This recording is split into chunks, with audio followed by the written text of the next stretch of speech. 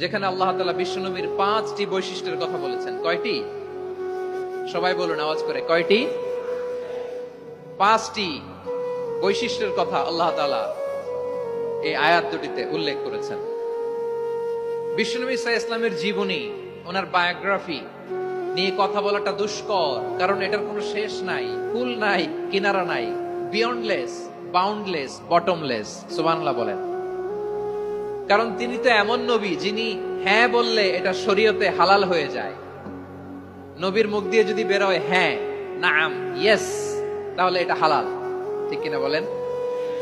এ নবীর মুখ দিয়ে যদি না বের হয় যে না, নো, তাহলে এটা শরীয়তে হারাম হয়ে যায়। কেমন নবী আমরা পেয়েছি, যিনি হ্যাঁ বললে হালাল, না বললে হারাম, যিনি সাব্বাবা, এই আঙ্গুলি উপরের দিকে উঁচু করলে চাঁদ ভেঙে 2 টুকরা হয়ে যায়, যে নবী জমিন থেকে পা উঁচু করলে আল্লাহর আরশে মেরাজে চলে যায়। এমন নবীর উম্মত আমরা হয়েছি। যে নবীকে বাদ দিলে কোরআন বোঝা যায় না, কারণ এ নবীর উপরই কোরআন নাজিল করেছে কে? এ নবীকে বাদ দিলে হাদিস বোঝা যায় না, কারণ হাদিস তো এ নবীর মুখনিসৃত পবিত্র বাণী। সুবহানাল্লাহ পড়েন। এ নবীকে বাদ দিলে জান্নাত চিনা যায় না, কারণ জান্নাত তিনি চাক্ষুষ দেখে এসে আমাদেরকে মেরাজ শেষে বর্ণনা করে শুনিয়েছেন।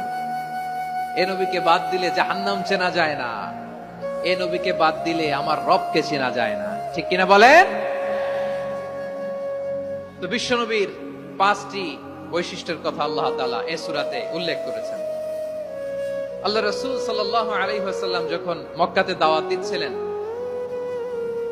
মক্কার কুরাইশরা নানাভাবে বিশ্বনবী সাল্লাল্লাহু আলাইহি ওয়াসাল্লামকে কষ্ট দিচ্ছিল, নানাভাবে ট্যাগিং করছিল, মিথ্যা অপবাদ দিচ্ছিল। কখনো কখনো তারা বিশ্বনবীকে বলছিল মিথ্যাবাদী, কাযযাব।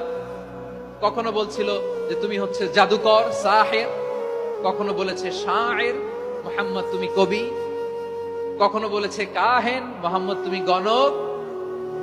এবং কখনো বলেছে মুহাম্মদ তুমি হচ্ছে মাজনুন, মানে পাগল।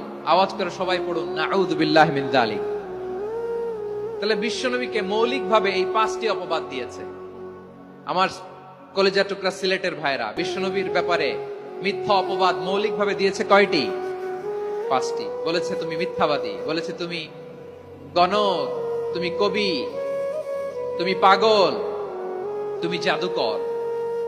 বিশ্বনবীকে যে এই 5টি অপবাদ দেয়া হলো, আল্লাহ তাআলা এটা সহ্য করেননি। এই 5টি অপবাদের বিপরীতে আল্লাহ তাআলা বিশ্বনবীর 5টি চমৎকার বৈশিষ্ট্য উল্লেখ করে সূরাতুল আহজাবের 2টি আয়াত নাজিল করেছেন। আওয়াজ করে পড়েন আল্লাহু আকবার। 5টি চমৎকার বৈশিষ্ট্য।